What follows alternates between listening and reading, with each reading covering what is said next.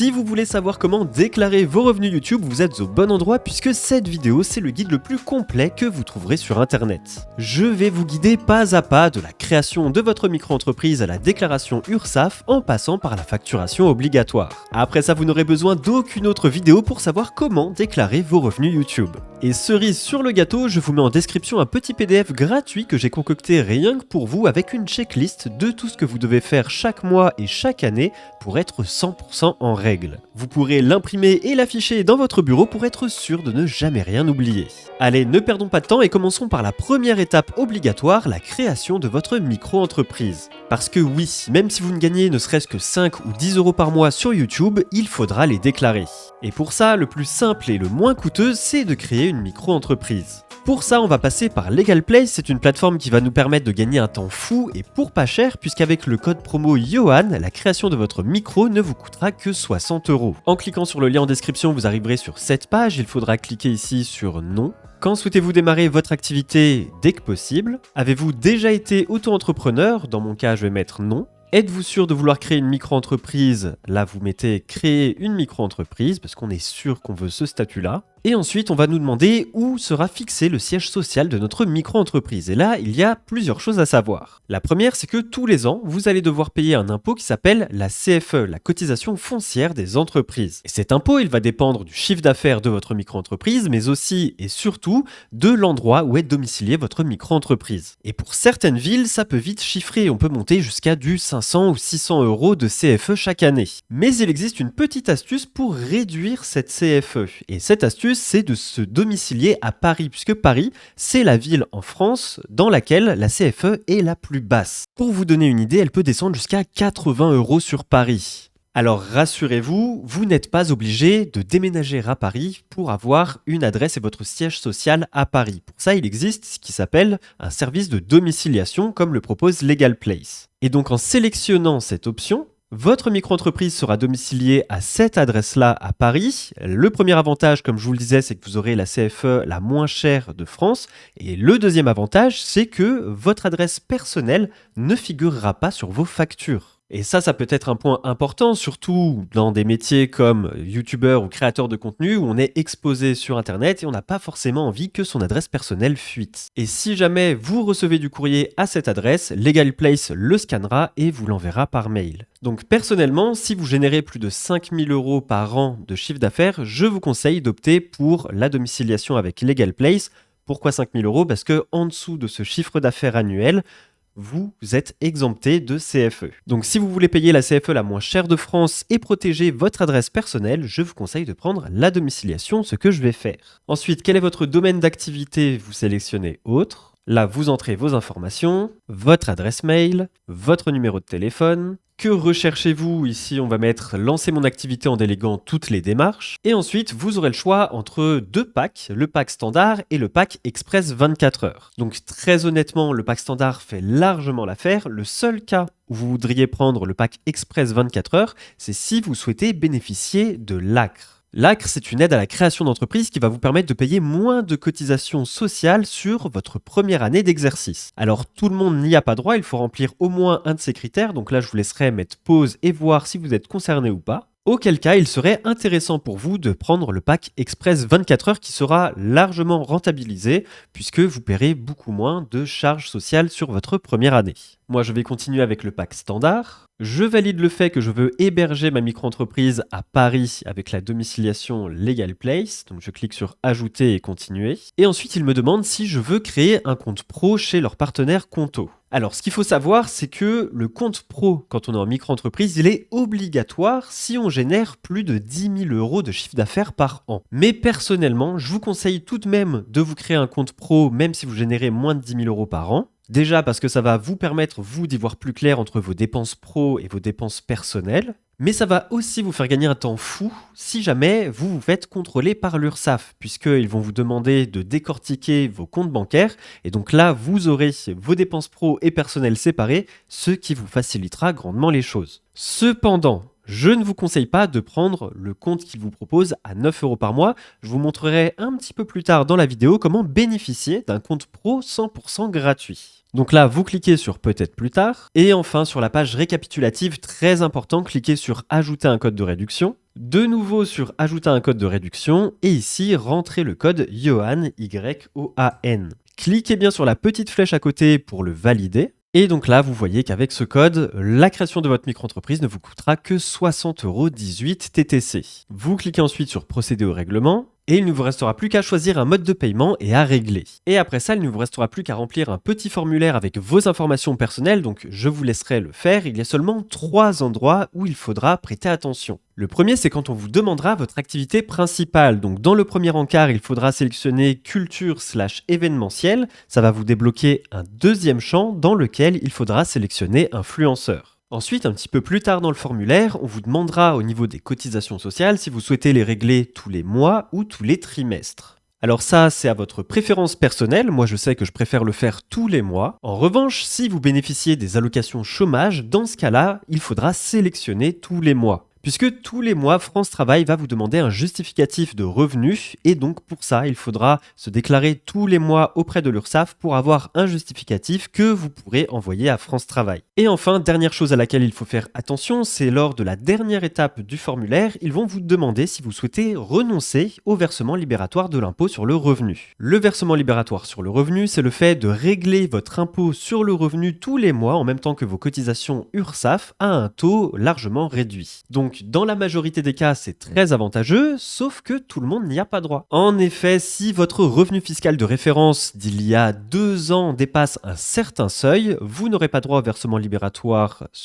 de l'impôt sur le revenu, et donc il faudra cocher cette case comme quoi vous y renoncez. Et ce seuil à ne pas dépasser dépend de votre situation. Donc là, il donne plusieurs exemples. Je vous laisserai vérifier quel est votre cas pour savoir si vous dépassez ce montant-là et si vous avez droit au versement libératoire de l'impôt sur le revenu ou non. Mais si vous avez un doute, posez-moi la question dans les commentaires, je vous aiderai avec plaisir. Donc là, félicitations, vous avez fait toutes les démarches nécessaires pour créer votre micro-entreprise. Maintenant, il va falloir vous créer un compte sur le site de l'URSSAF. C'est sur ce site que vous allez pouvoir déclarer vos revenus tous les mois ou tous les trimestres. Donc je vous mettrai le lien dans la description, il faudra venir sur créer votre espace en ligne. Et là, vous allez voir que la première chose qu'on vous demande, c'est votre SIRET et votre numéro de sécurité sociale. Alors votre numéro de sécurité sociale, vous le retrouverez sur votre carte vitale. Et votre SIRET, vous le recevrez lorsque votre micro-entreprise sera effectivement créée. Parce que là, vous avez rempli votre dossier sur le site de LegalPlace. LegalPlace envoie ensuite votre dossier au greffe. Avant ça, il vérifie s'il n'y a pas d'erreur dans votre dossier, etc.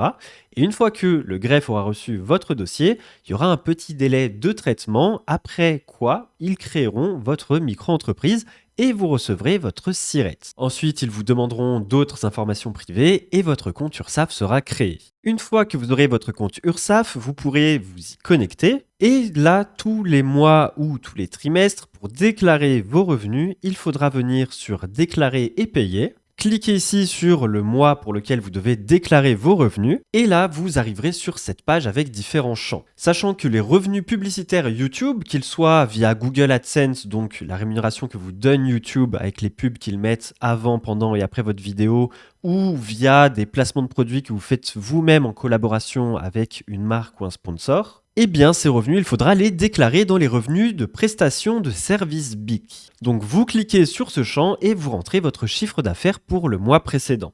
Par contre, si vous commencez à vendre du merchandising, donc des t-shirts, des casquettes, des mugs avec le nom de votre chaîne ou quoi que ce soit, eh bien là, ça viendra dans vente de marchandises. Et si via votre chaîne YouTube, vous vendez, je sais pas, des séances de coaching par exemple, eh bien ça viendra dans prestations de services BNC.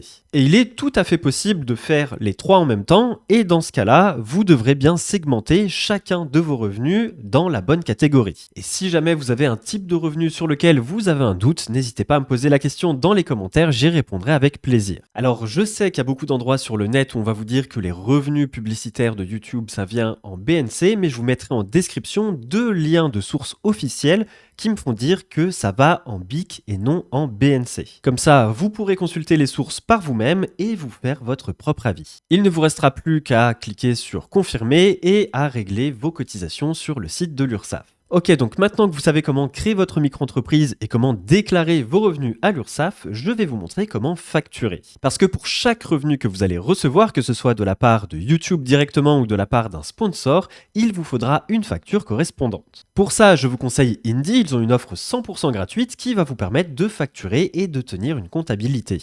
Cependant, même si tout ce que je vais vous montrer sur Indy est totalement gratuit, je vous conseille tout de même de passer par mon lien en description, puisqu'en utilisant ce lien, si jamais un jour par la suite vous décidez de passer à leur offre payante, vous allez bénéficier d'un mois gratuit, ce qui est toujours bon à prendre. Alors en gros, Indy, ça se présente comme ça, avec un récapitulatif de votre chiffre d'affaires mois après mois, avec vos dépenses. Alors là, c'est un compte de démo que je vous montre. Mais nous, ce qui va nous intéresser, c'est de venir dans l'onglet Facturation. Ici, vous allez pouvoir, en haut à droite, cliquer sur Nouveau, puis créer une facture. Alors, à la première utilisation, ils vont vous demander de personnaliser vos factures, que ce soit la couleur, la disposition, etc. Donc là, je vous laisserai vous faire plaisir. Et ensuite, au moment de créer votre facture, on va tout d'abord vous demander de sélectionner un client. Donc nous, on va cliquer sur Ajouter un nouveau client. Alors, si vous voulez facturer un sponsor ou une marque pour laquelle vous avez fait un placement de produit par exemple, je vous laisserai rentrer les informations de cette entreprise. Mais là, dans cette vidéo, je vais vous montrer comment facturer Google. Puisque pour les revenus AdSense que vous allez recevoir, c'est Google que vous allez devoir facturer.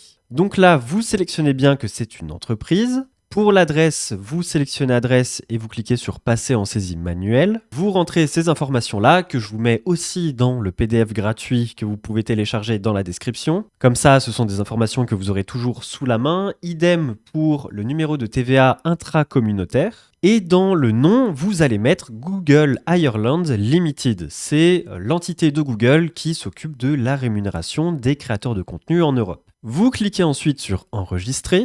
Donc là, votre client est bien créé, donc vous vous assurez bien de le sélectionner. Ensuite, vous allez dans Item. Dans Nom de l'item, vous pouvez mettre Revenu YouTube AdSense. Dans Nature de l'item, vous sélectionnez Prestation de service. Dans Prix unitaire, là, vous rentrez le montant que YouTube vous aura versé pour ce mois-ci. Ensuite, vous cliquez sur Suivant. Et là, on va vous demander un délai pour le paiement. Donc moi, je mets toujours 30 jours après réception.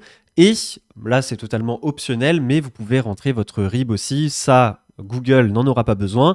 Si c'est pour d'autres clients, ça leur permettra de savoir comment vous régler. Mais là, dans ce cas-là, normalement, Google vous a déjà réglé. Vous faites une facture après coup, juste pour avoir une comptabilité propre. Et aussi parce que c'est une obligation. Donc là, vous cliquez ensuite sur Valider la facture. Et il faudra ensuite cliquer sur Marquer comme payé, puis acquitter la facture, ce qui la rend payée d'une manière comptable définitivement. Sachez qu'Indy propose aussi des comptes pro totalement gratuits. Donc une fois que vous aurez créé votre compte Indy, vous aurez un petit onglet pour créer votre compte pro gratuit. Et c'est gratuit à l'inscription, à la création du compte. Et il n'y a pas de frais ensuite ou quoi que ce soit. C'est vraiment 100% gratuit. On passe maintenant à l'étape suivante obligatoire pour tout le monde, qui est d'obtenir un numéro de TVA intracommunautaire qui va vous servir à la dernière étape. Donc pour ça, il faudra vous rendre sur le site impôts.gouv et vous connecter à l'espace professionnel. Je vous mettrai le lien en description. Alors si vous n'avez pas encore votre espace pro sur impôts.gouv, je vous conseille de le faire au plus tôt, parce que ça peut prendre un peu de temps. Vous allez d'abord faire la demande de création, ensuite ils vont vous demander un code de validation qu'ils vont vous envoyer par courrier, etc. Donc ça met un peu de temps. Une fois que vous serez connecté, vous arriverez sur cette page qui est totalement ignoble, on est d'accord. Il faudra vous rendre alors dans Messagerie, cliquer sur Messagerie, ça va vous rediriger sur cette page, il faudra cliquer sur Écrire, gérer votre entreprise, gérer vos régimes d'imposition, TVA et taxes annexes et venir sur Demande de numéro de TVA intracommunautaire. Vous cliquez dessus et là vous écrivez un petit texte pour demander votre numéro de TVA intracommunautaire, mais ça aussi je vous mettrai un message à copier-coller dans le PDF que je vous mets gratuitement en description. Et une fois votre message rédigé, il faudra venir cliquer sur Valider puis Envoyer. Bon, après le souci, c'est que ce numéro de TVA intracommunautaire, vous en aurez besoin relativement rapidement Mais le temps que l'administration traite votre demande et vous envoie votre numéro, vous aurez quand même besoin de ce numéro. Donc là, je vais vous mettre un site dans la description qui est l'annuaire officiel des entreprises sur lequel vous allez pouvoir taper votre SIRET afin d'obtenir votre numéro de TVA intracommunautaire. C'est juste qu'il ne sera pas encore réellement actif. Donc là, vous entrez votre SIRET, votre micro-entreprise devrait sortir et si vous descendez un peu plus bas sur la page, vous aurez une ligne numéro de TVA intracommunautaire et en cliquant sur voir la page de l'entreprise individuelle, vous aurez accès à ce numéro. Mais alors, qu'est-ce qu'on fait maintenant avec ce numéro de TVA intracommunautaire? Eh bien, c'est très simple. Tous les mois, lorsque vous allez recevoir des revenus de la part d'une plateforme ou d'un client qui est en Union européenne,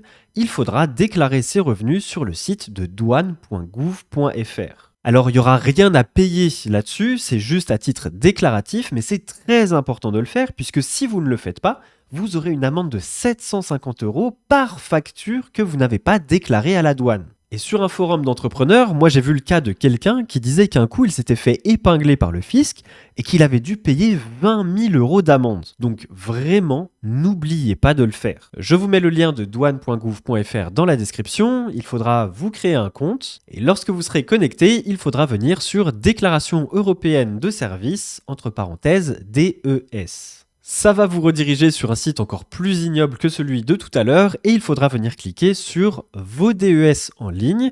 Ensuite, vous cliquez sur saisie de la déclaration et enfin, pour le mois où vous avez touché l'argent, il faudra venir sélectionner l'année, sélectionner le mois, entrer le montant que vous avez touché de la part de YouTube et là, il faudra mettre le numéro de TVA de YouTube que je vous mettrai dans mon PDF en description. Et là, vous n'aurez pas à rentrer votre numéro de TVA intracommunautaire puisque normalement, vous l'aurez fait à l'inscription. Donc là ensuite, vous cliquez sur valider et c'est bon. Si après ce guide ultra complet, vous avez la moindre question, n'hésitez pas à la poser en commentaire, je serai là pour y répondre. Mon objectif, c'est vraiment de vous simplifier la vie et que tout soit carré de votre côté. Je trouve ça génial qu'il y ait encore des gens qui entreprennent en France, alors si je peux simplifier tout ce bordel administratif, ce sera avec plaisir. N'oubliez pas de vous abonner à la chaîne de l'entreprise facile et à très vite, c'était Johan, ciao.